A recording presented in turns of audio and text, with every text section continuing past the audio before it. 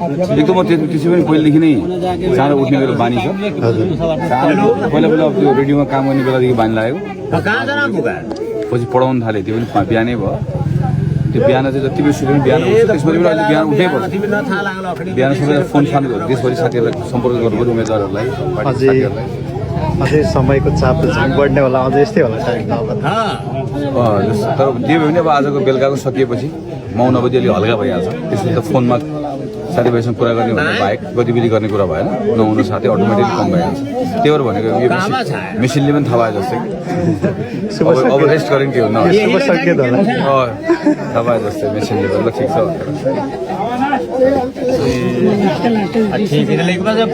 निर्वाचनको last day आएपछि ठ्याक्कै समातेर आज यत्रो दिनसम्म के भएन त्यो ठ्याक्कै आज ठ्याक्कै आवाज पनि चेन्ज भयो कि अहिलेसम्म थियो या त्यो शरीरले अब आज अन्तिम त हो ठ्याक्कै उसले पनि थाहा पाए जस्तो कि मेसिनले आज बन्द भयो भने के हुनु थाहा पाए जस्तो 9 बजी सुरु लाग्यो ठ्याक्कै हेर नि आवाज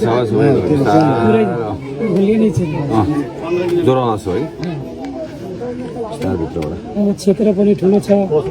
त्यो 3 घन्टा सुत्दै 3 घन्टा हुन्छ।